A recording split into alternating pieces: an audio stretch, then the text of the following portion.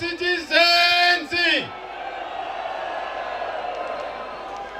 Chokutanga ndoda kutenda mweya mutsvena titendedza kuti tive pano. Mwari atendedza kuti muuye pano neuwandu.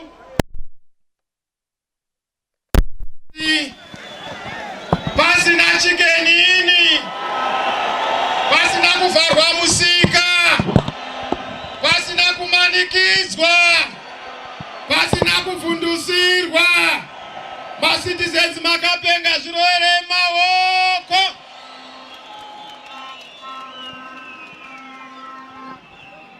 Nhasi zuva rakanaka. May I acknowledge our distinguished and esteemed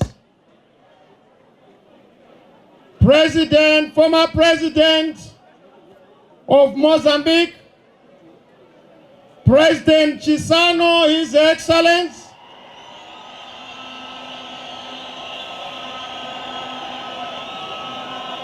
Your Excellency, welcome to the next and new government of Zimbabwe here gathered.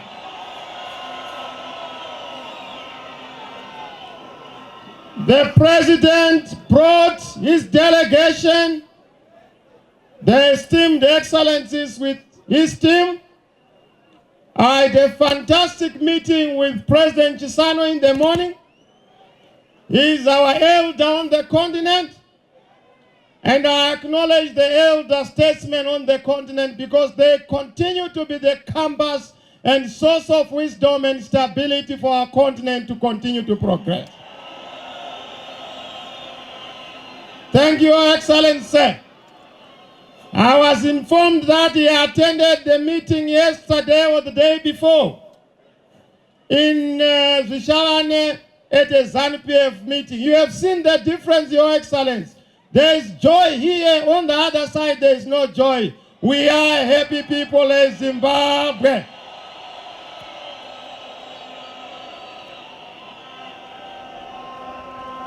Let me also acknowledge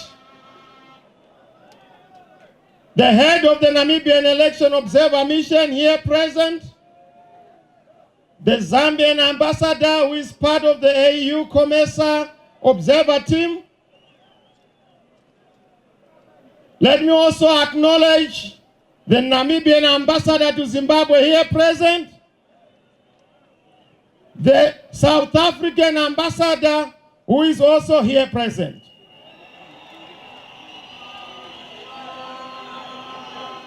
We also have the Mozambican ambassador in our midst. Now, what does that tell you? When Africa is gathered with us, we are there, we have arrived. Zimbabwe, our time has come. This is the time.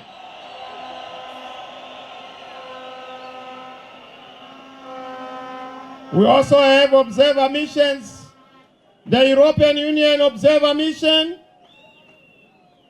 the AU Chamisa Observer Mission, the SADC Observer Mission, our pastors here present, ministers of the word. We also have traditional leaders who have requested not to be mentioned, otherwise they will be in trouble. We acknowledge our traditional leaders here present.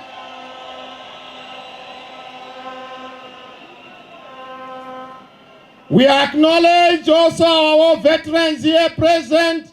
I saw some notable figures like Margaret Dongo, one of our founder and formidable opposition leaders.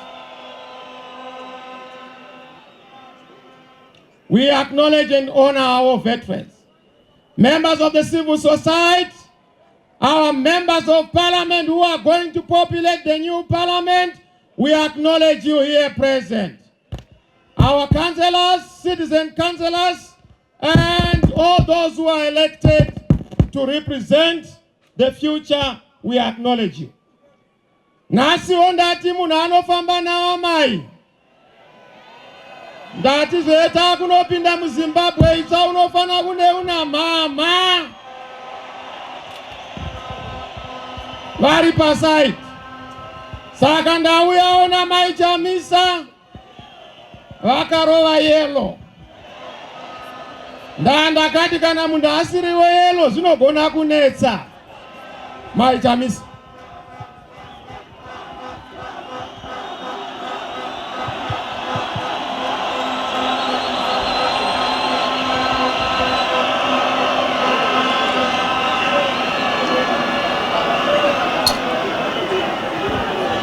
Chamisa oye! Chamisa oye! Zimbabwe oye! Harare oye!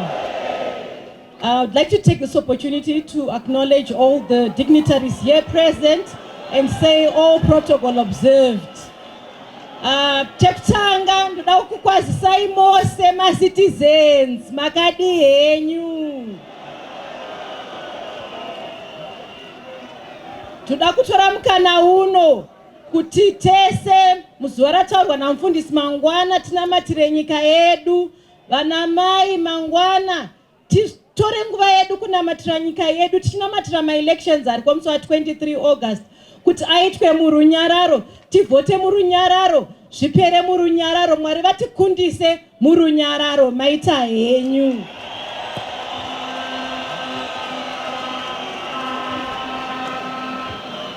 Ndaona vari kundengendeka havana kuzvijaira kaizvi. Opinda here mukomana? Asi zvirovere maoko Harare mapedzera manje.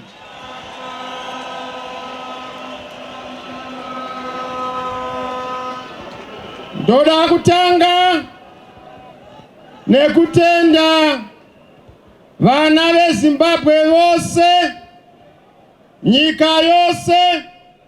Ndandiri kutaura kuti for the past month I've covered 28,000 kilometers. Ndakatendera ndikaadresa misangano inodarika 75. Ndakaita misangano yakabhanwa nemapurisa inodarika 100. Asi kwandakaenda kwose nyika yabvuma, denga rabvuma kuti mukomana ngapi. Ndati denga rabvuma kuti ngapinde. Opinda here mukomana? Opinda here mukomana? Nezuro, yesterday we were in Bulawayo. Bulawayo was fantastic. We have never had such a record crowd. That crowd signifies one thing.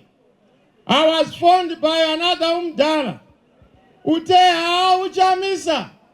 You remind me of the days of Joshua Mkabu Kongomo. Ndikati paka mdara tauya kuzosumudzira legacy ya mdara ngomo yokubataniza nyika yeZimbabwe. Notenda Bulawayo. Bari ndaona Harare manetsa.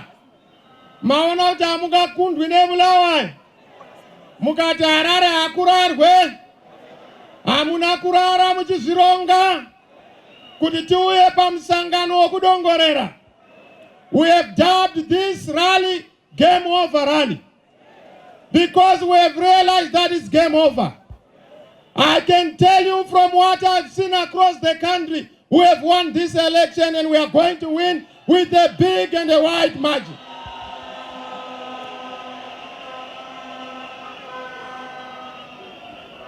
We are the leading party in Zimbabwe.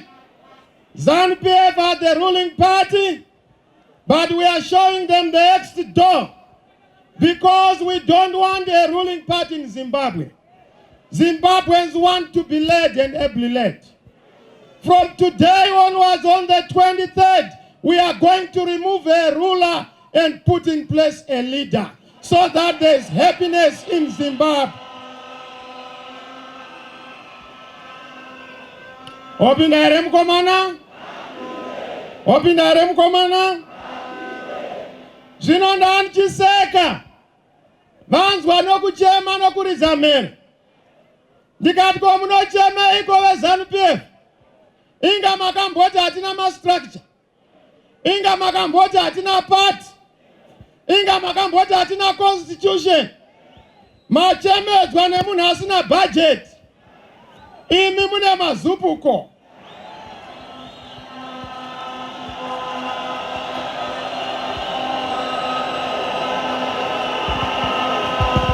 Harare yaramba kuzokera Ijipita nyika yeuranda. Harare yaramba kuzokera Ijipita nyika yeuranda. Munhu wese nai nyika yeuranda. Matebelendi yaramba kuzokera Ijipita nyika yeuranda. Mashonalendi yaramba kuzokera Ijipita nyika yeuranda. Ndanga ndiri kumahuwe, hakuna wakasara mumba. Vese vachiti ngapinde hake mukomana. Nemapurisa akanga ari pamarodi block zviri rinongova basa ngapinde hake mukomana.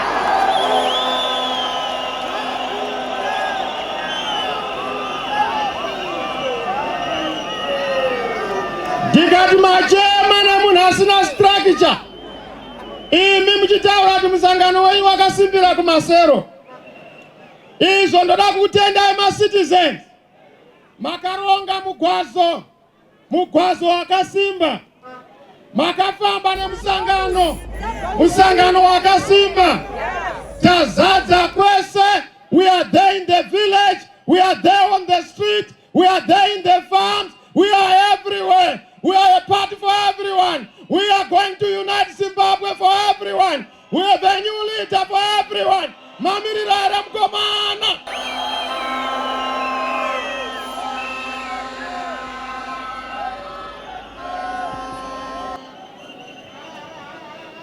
Saka nasi ndauya. Chandauya kuzogadzirisa kwatakananga. But ndada kuti zokuudzai. Now a lot of you are so scared and worried that there is going to be a repeat of 2018. That we are going to be cheated again. That we are going to be rigged again. I want to tell you the good news. God has remembered Zimbabwe.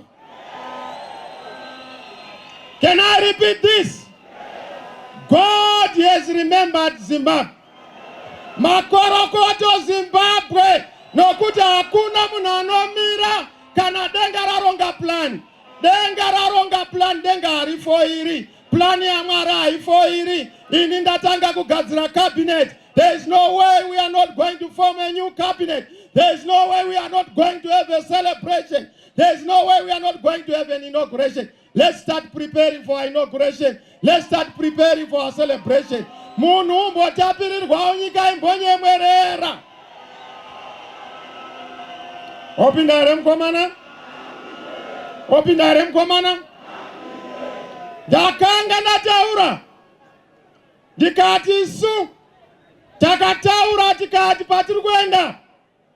We are going to avoid a repeat of 2018. Vamwe vari kufunga kuti marwisirwa atakaitwa nezanu-PF dai tisina kumira parizvo. But we are standing. And I want to thank you, citizens. You have carried the campaign. We are not donor funded, we are citizens funded. We are not driven by any region, Western, Eastern. We are driven by you, the citizens. I'm proud that I have no master except God and the citizens of Zimbabwe. Thank you, Zimbabwe, for supporting your project. Those who are in the diaspora, masumuka nemsangano izurore maoko.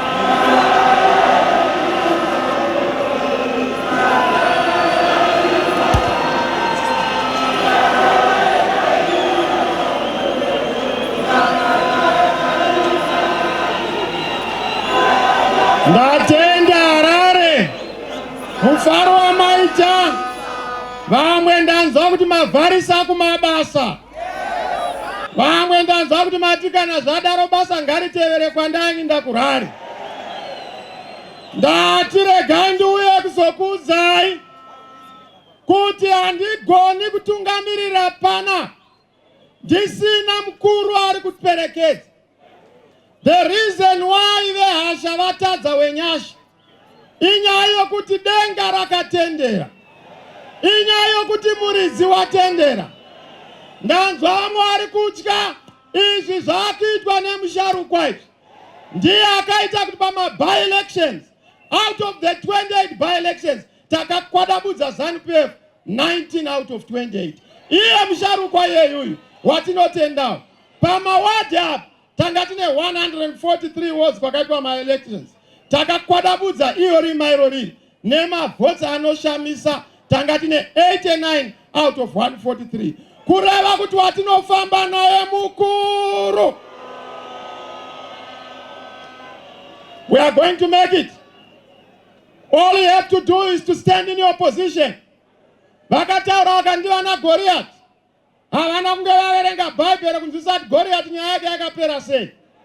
Dhavhidha wasumuka gore rino haana kuuya nedombo, auya nechigunwe, chigunwe chakatekenya gidi kusunungura nyika, chigunwe chakunonombora uchi kuti paite shanduko.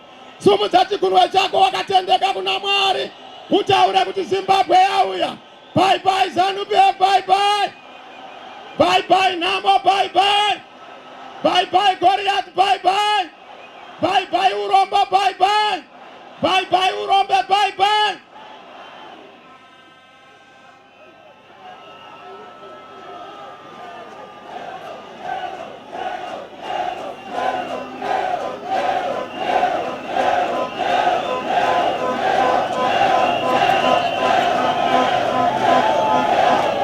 Asi Harare ndaona makusvika uko neuwandu hwezviroere maoko. Harare zviroere maoko.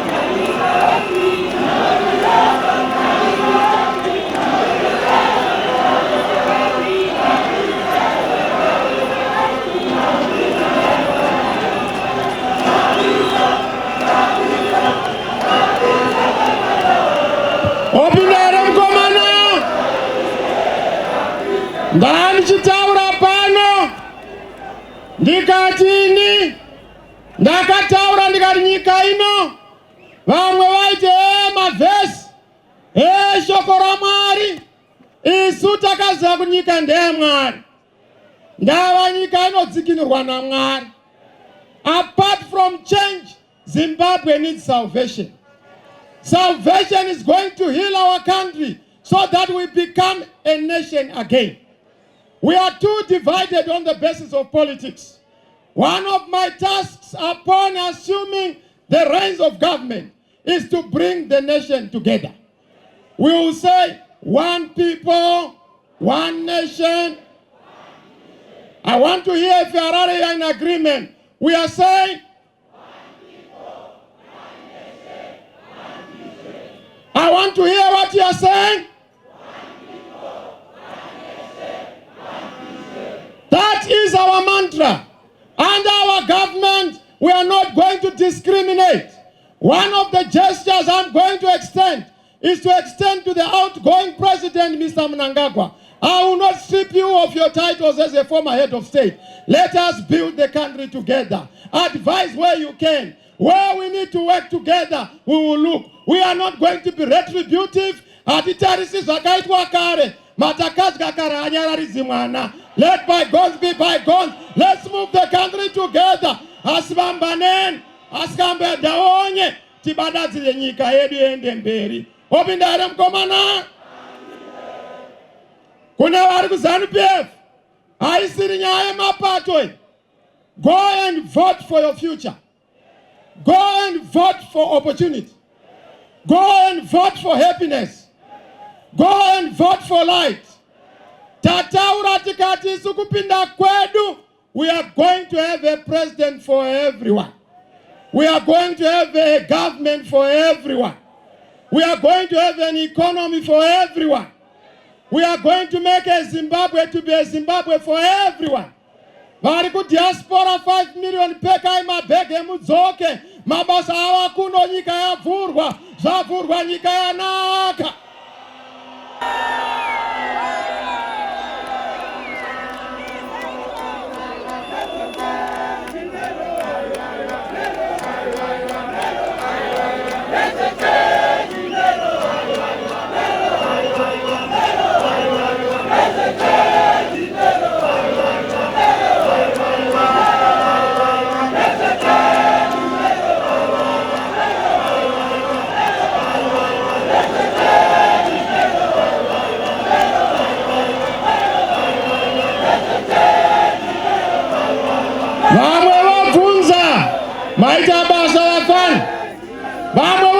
Others are asking, what is the substance, what is the character, what is the quality of the change you are promising?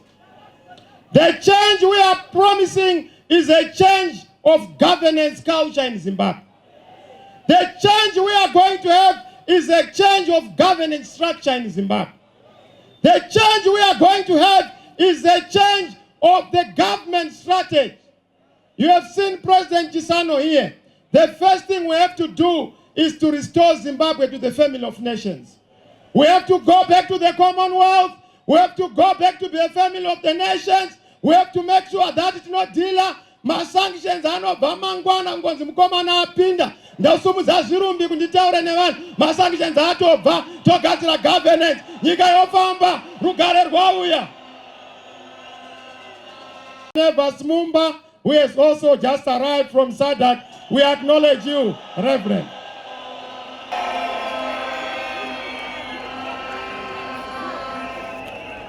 Kune vasingaoni kugara nhaka uona dzevamwe. Makaona ndakaenda kunoona ichigadzwa paZambia. Ndikanoona ichigadzwa paLesotho. Rwendo runo ndezveduwo mastepi day nana day ari kwedu. Opindare mkomana? Opindare mkomana? Patiri kupinda ndataura. Ndikati we want to restore the dignity of the liberation ideals. Zvakarwirwa nanatongogara nanangomo. Nyaya yekupa liberation heroes their dignity. Serving and retired. Kwete kuti mawo veterans anoramba achivetwa 43 years down the line. Pandinopinda no more vetting. What we are simply going is to get your dignity. Mugare zvakanaka, muende mufaro, tokupaiwo mari yakazara, tine goridhe muno, tine chikwama chakazara kuti mark chinorohwa nematsotsi chete mukatsveta mukomana, nyika yatapira, nyika yadirwa shuga.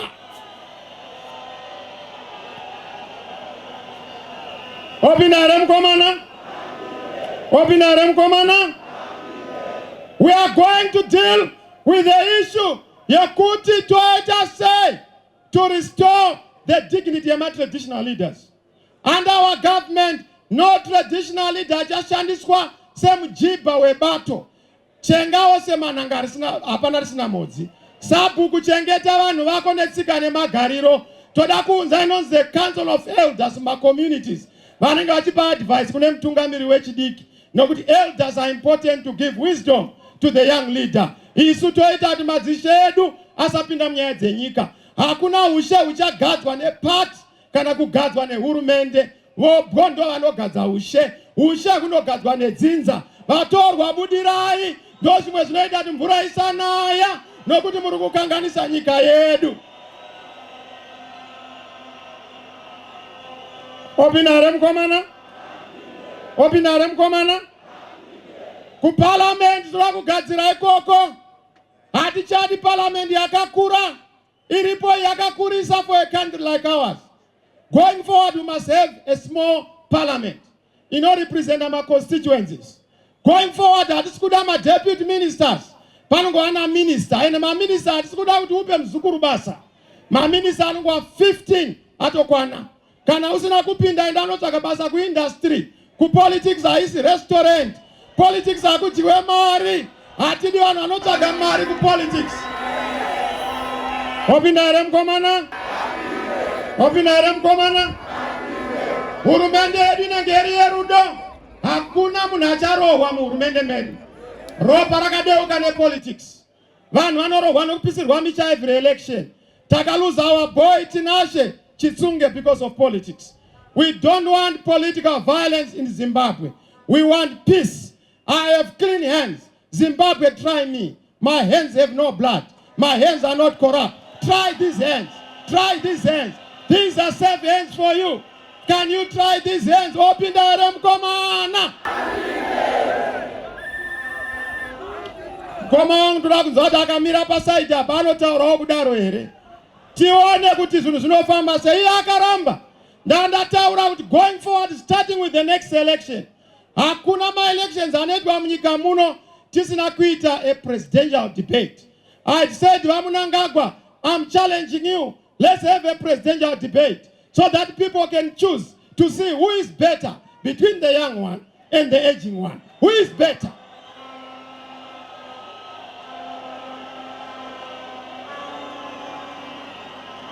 Ndokubharamba. Kana achida kana mangwana chaiwo vanhu vasati vavhota zvinobvumiswa hande paTV. Wonotaura CV yako ndotaura yangu. Wotaura agenda yako ndotaura yangu. Wotaura zvawakaita ndotaura zvandinoita. Ona kuti anopinda ndiani. Opinda here mukomana? Zviro here maoko arare makapenga. Zviro here maoko. Muhurumende medu hatizoite skala anosungwa kujere nenyaya kuti amirira munhu apondwa. Muhurumende medu ngarufume kana MRP are not going to be in prison. Nobody is going to be arrested for politics, including ZANU-PF. In fact, if ZANU-PF people want to demonstrate, we'll give them the police, we'll give them drum majorists, we'll give them trumpets to accompany them to see the president. And I will respond to them. No tear gas, no guns, no shooting of citizens. We want the dignity of the citizen to be restored. Open the arm, come on!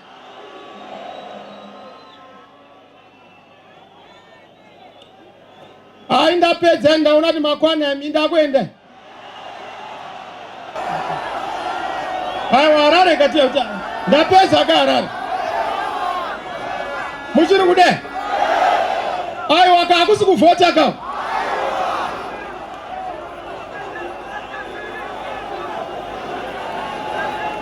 Under our government, ndataura ndikati we are going to restore the economy. We want to build $100 billion economy. We want to create 2.5 million jobs.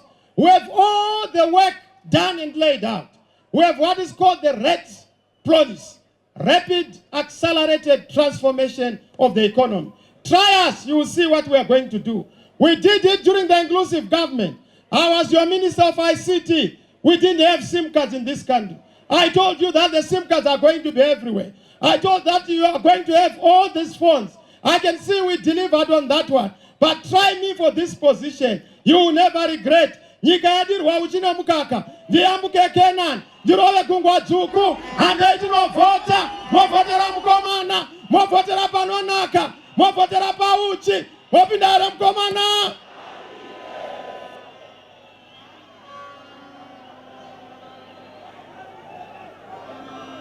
Now ndauya panyaya iri kunyemwa neZANU-PF. Triple C ndo iri mumalocal government. Iri kutadza basa. Iwe mkoma. Kwana. Wakambotiona izvozvi. Ungati wandipa motikari kuti drive. Apa wakaibata handbrake. We have seen the interference of local government. They are too corrupt. Ndo vane land barons. Ndo vanoiswa ministerial directives. Ndo vane procurement board. Manage the procurement in this country. Under our government, we are going to restore the executive mayors. We are going to restore the right of recall by the residents. We are going to implement devolution. We are going to make sure we decentralize government. Toda kumeka sure party no pinda we remove nyaya kuti munhu anoba nematenda, munhu anoba neprocurement. We are going to introduce e-tendering and e-procurement. Kuitira kuti hapana anondipawo chioko muhomwe, vanhu vanzwa nokugumwa. Unoti ukagumwa makumbo, wokugumwa muchiuno, wokugumwa musoro, vanhu vapera nokugumwa.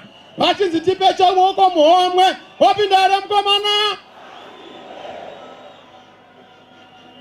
Zero tolerance to government. Kwete zvatiri kuona izvi, aba ari kunamba 11 anopromotwa ari kunamba 7. Kwanza wakuzikana chimbobauruko. Under our government, ukabira nyika, you have committed treason. If you are corrupt, you have committed treason. We will deal with you decisively. In other countries, they've made sure kuti hove inoona kutangane kumusoro.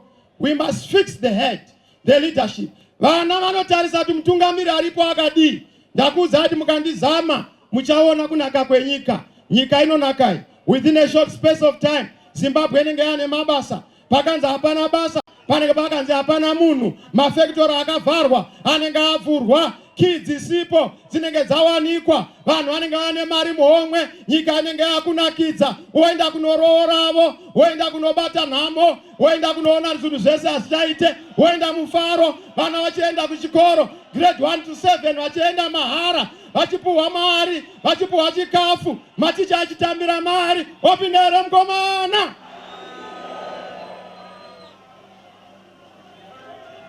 Nhasi ndauya ndine mangoromera. Ndamirira manje. Ndakasidongorera ka. Mangwana handirari ndotomira ndiri pedyo neState House. Zvake zvokuti kure pedo manje. NaJesu pedo. Ndinompinda imomo.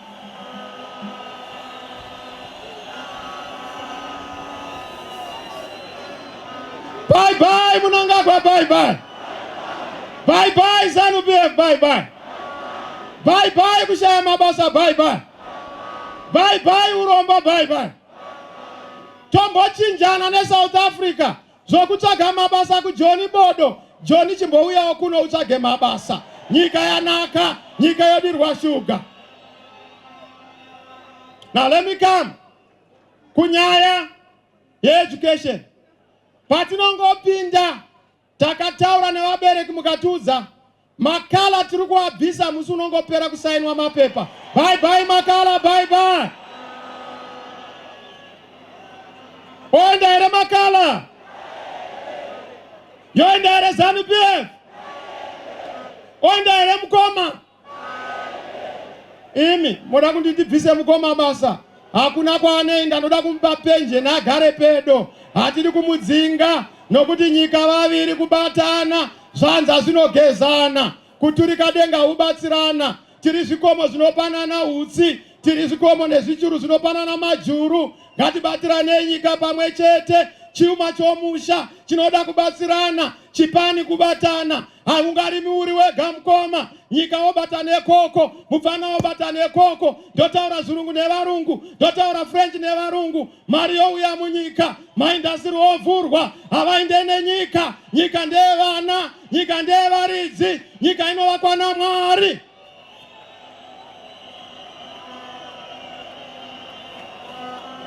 Opinda here mukomana?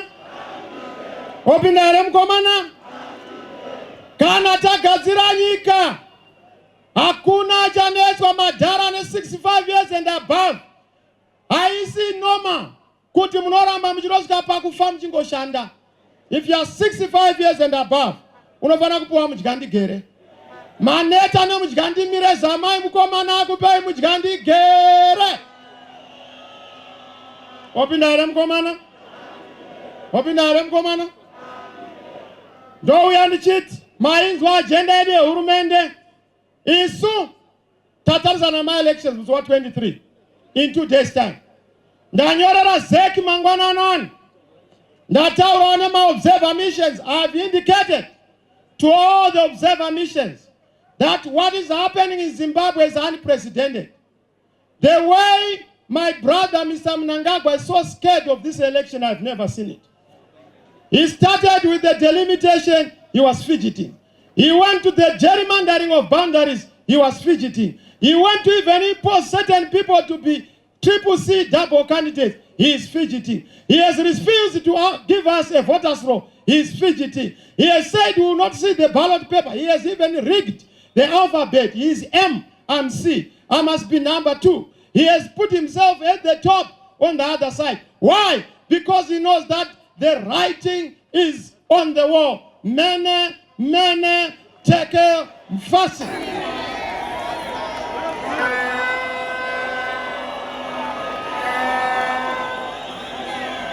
Saka tatari sana na kubudirira. Ndauza zeki. Ndika number 1. Yakafamba kama haitewi. Zamakaita 2018. That insult, that rigging cannot be repeated again. I'm a peace-loving man. You know I love peace. And I'm going to maintain peace. Loving peace is not a weakness. Loving peace is a realization that you are a source of the happiness of a nation. We don't want Zimbabwe to be driven down the bloodbath path. Toda kuti nyika yedu iwe an example, a template. Yezunu zinaenda kuti nyika ende mbele.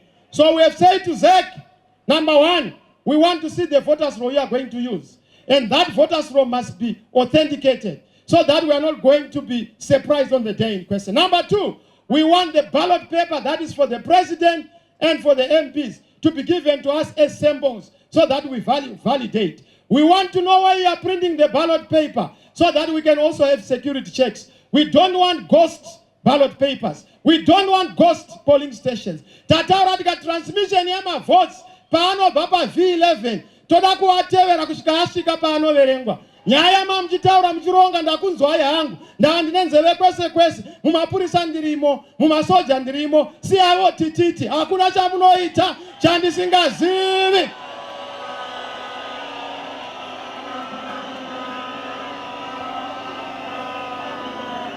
Opinare mkomana? Opinare mkomana? Munozviona? Hapana chavachaita kumaruzevha vanga vachinetsa vabereki. Ndakasvika ndikauza madhara nana gogo. Ndikati vakavachikunetsai. Vakati pamberi. Iti alright pamberi. Vatibvunza ati pamberi pasingasvikwe ndepapi. Kubva 1980 pamberi. Mugabe muridzi wepati. Akasiyai jata akati mutanda uyu hauiti une masvosve. Endai pamukomana. Vharai zanu pepu uyai kumukomana. Opinare mukomana? Opinare mukomana? Kupinda kwemukomana zvinoreveiko? Zvinoreva mufaro kwauri. Ndosaka tiri kuti Zek, we want you to be professional, independent, and to announce the proper result. I've already put the whole country, I've put the whole region and the continent on notice that please respect the outcome of Zimbabwe. Respect the people of Zimbabwe. We are going to vote, isn't it? Are you going to vote for change? Are you going to vote for change? When we have voted, we want that result to be respected. They will try, Vangajizama, Kuya Nationals FAS. FAS, you are not a legal institution. Get out of ZEC. Get out of elections. Get out of communities. Kana mukanesa tinouya ikoko tokubvisai kuti bvaipo tinetine mapurisa tokubatai sezvatakaita kubhikita sezvatakaita kuzaka tine capacity yacho. Stop intimidating the parents. Toda kuti FAS rambai muchita zveZANU-PF idipfe wenye aikenowati pfo hakuna kwamunoenda. Opinare mukomana? Opinare mukomana? Opinare mukomana? Saka plan yavo, because we are going to recount the presidential vote first. We don't transmit and post or affix the V11s on the polling stations. And I've told them, we will not accept not fixing the V11 per polling station. My vote is Suteta Kwaziva the following day, names were Thursday. Ndava ndimuno vote anditi. Ndimuno verengerwa mavote anditi. Kana apedza kuverenga oananzwa pa polling station anditi. Ndo patinotanga kupemberera ipapo. Toda kurova mudhara wangu uyu kuseri nekuseri. Sengoma yejeke nishe ndibasireiwa hama zangu.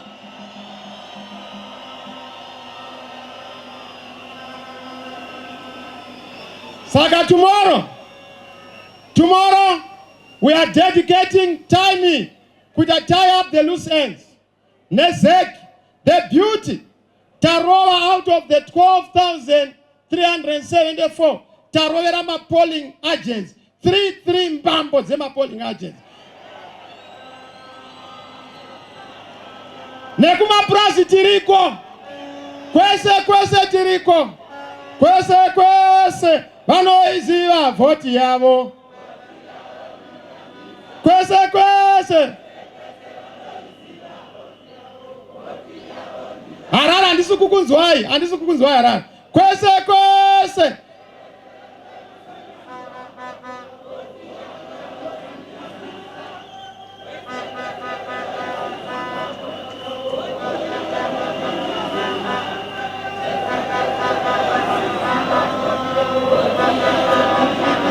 Maziva voti yenyanditi here. Timbosubu dzachigundwa chakubhaibhisa nama. Bye ZANU-PF, bye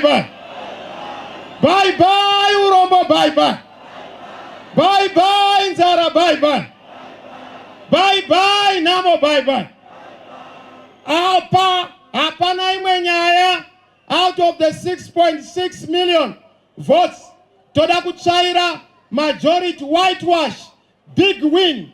Nyaya yokuti tiperekedze vakomana ZANU-PF. Perekedza ZANU-PF nguva yapera, zvinhu zvedu zviende mberi. Isu hatisi kuzobirwa, hatisi kuzobvuma zvese zvemahara. Munhu avhoterwa ndiye anopinda pa-MP, pa-president, pamakansela. Ndinokumbira kuti munovhotera triple. Pana president muri kunovhotera triple. Pana MP muri kunovhotera triple.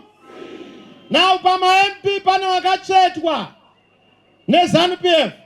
Na ZANU-PF idofoka. Dofo rinonda kunovhuna penzera number 1. Kuti pamweno riri 0 reta number 1.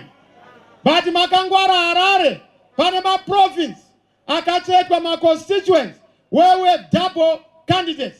Ndoda kuti muzive ma-candidates edu tichakurangaridzai nhasi nemangwana so that muvhotere candidate wemusangano chai.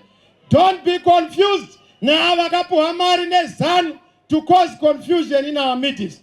We are so grateful kubulawayo ma-MP edu anga adyiwa nemhashu akadzorwa nenyasha dzaMwari. Ngatiroere maoko Mwari namuyamutsve. Sanindeuoye! Zita rangu ndinoitwa Maureen Kademaunga, MP Sanindo constituency. Chamisa oye! Bye Mnangagwa, bye. Bye ZANU-PF, bye.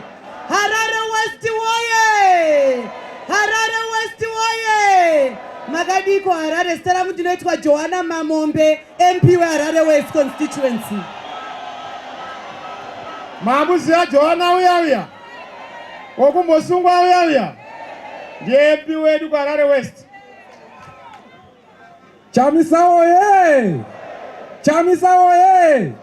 Chigumbu Darlington Budiro South Harare. Zikunda Mdenga. Chamisa oye! Heathcliff oye! Agency Gumbo, Heathcliff constituency. Chamisa oye! Harare oye! Chitungwiza South oye! Maxwell Mavunga, Chitungwiza South constituency. Tichamudhabhura hada kuti dhabhura uyu. Nini vakure tinoda kuyambuka zvakaita Jona sekutenda.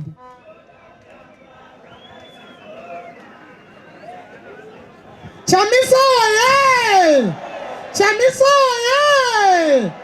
Makadi yenyu ma-citizens. Zita rangu ndaitwa Susan Matsunga, MP wa Budiriro North constituency. Rugare iwe.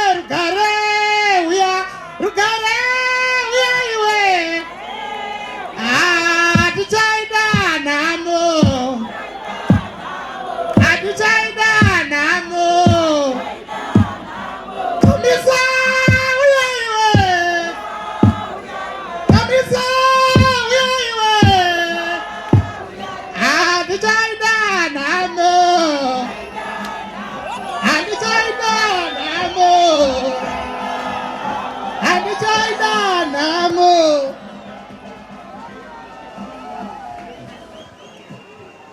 A new great Zimbabwe.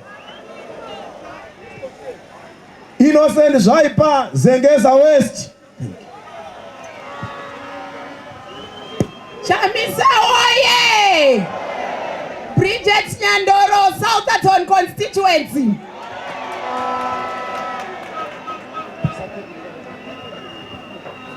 Chamisa oye!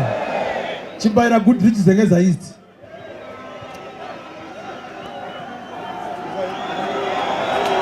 Chamisa oye! Chamisa oye! Alan Makam Harare East.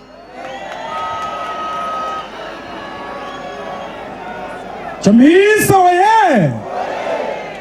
Chamisa oye! Youth oye! Yep, Mochidziwa, leader Comrade Vondo, Glenview North. Thank you. Chamisa oye! Edwin Mshori wa Zwarasekwa. Chamisa oye! Chamisa oye! Turn out Mafudzi High Field constituents. Chamisa oye! Stamen Ngange Mbare. Awawa. Kwanza Stamen Ngange Mbare. Munomziya leo. Ndiye uya sosi uya. President Chamisa oye! Zimbabwe oye! Wellington Chikombo Glenora. Chamisa oye! Chamisa oye! Charlton wende kuwadza na East constituency. Munomziya leo. Ndaona kuwadzana muri pano nemufaro. Ndo wenyu uya uyo.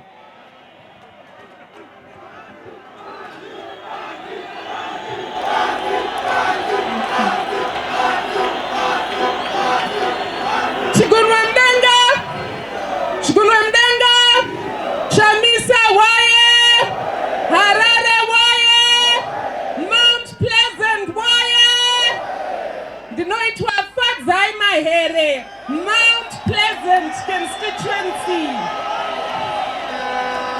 Munomziya kamutauriri wedu yani munomziya. Notenda, we have our MPs here present. You have seen them. If they are not here, they are not part of us. This is the team. Pana akasungwa asipo. We have one of our MPs who is incarcerated from Glenora. Hakat is Glenview. Glenview South. Hakata, who is behind bars, arrested by ZANU-PF on trumped up charges. But he's going to win even when he is in prison. Murugumu Fotera. My MP, let us go and work for the people. These are our masters. Let's save them. We want a member of parliament who serves the people. Thank you, MPs. God bless you. Thank you so much. We have a full team of our MPs. We want to make sure we win and we win big. Because of time, we also have our councillors. But I'm not going to ask councillors to come here present. You know them in your words, isn't it? And you know ziwa imomom. And chadi kupeza nguwa. Tinewa nyari kani watinao. Makansela muruguita bansa. We want to win all the council wards in Harare. Do you promise me that we are going to win? Are we going to win all the MPs? Are we going to win all the presidents? Where do we do executive pana president?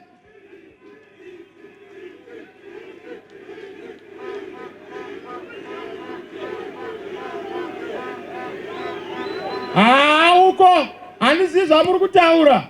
Isi tapedza tati vanouya pano ndo ma MP edu atiri kuintroduce. Mazvinzwa here?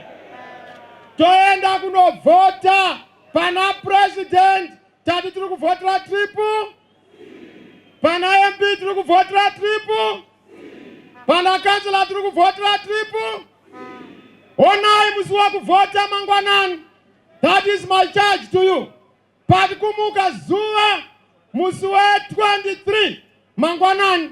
Ndinokumbira kuti muno muHarare munhu wese by 6 o'clock unenge wasvika pai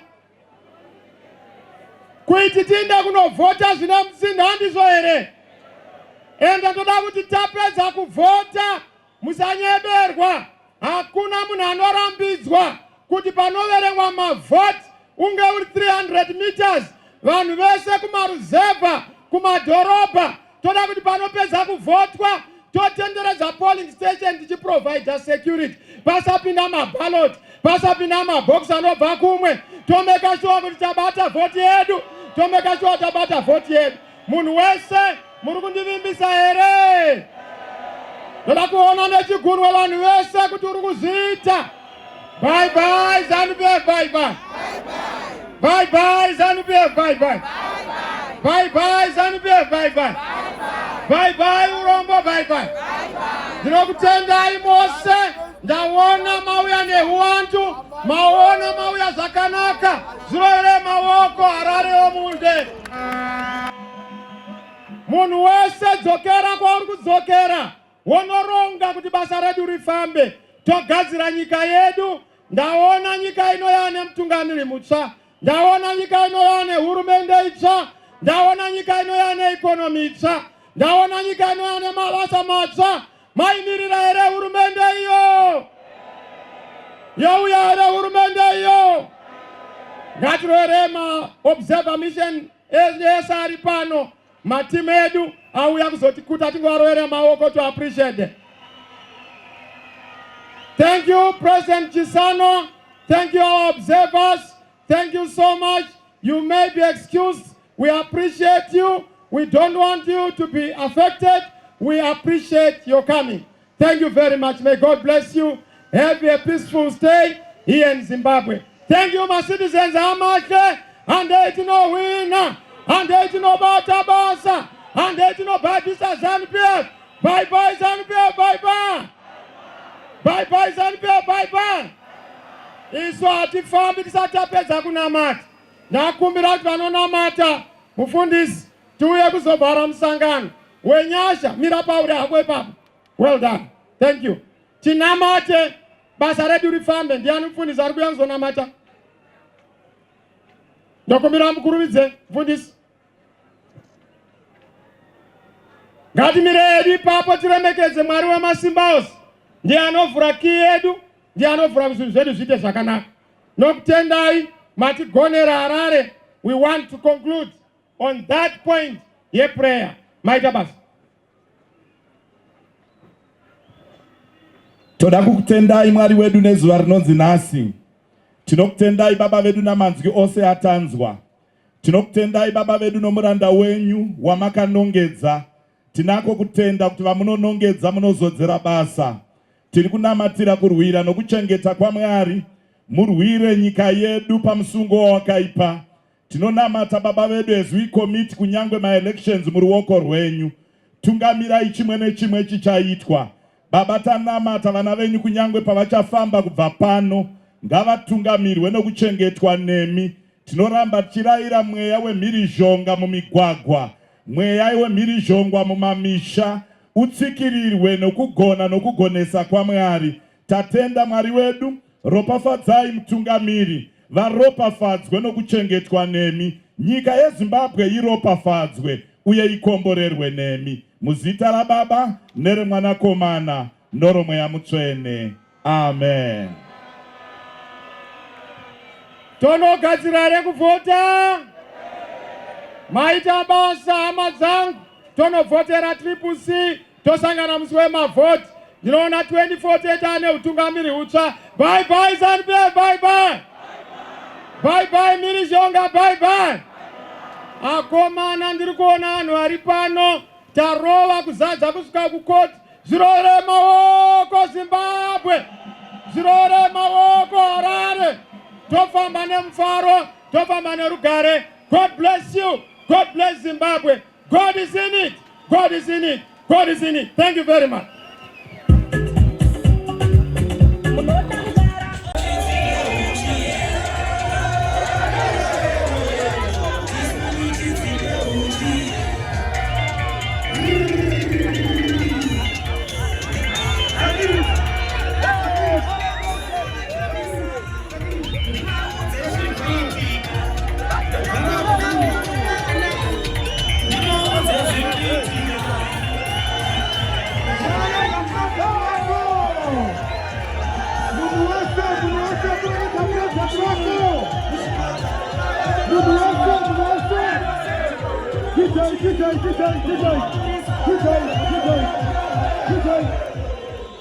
Munhu wase, puranga ta president wako.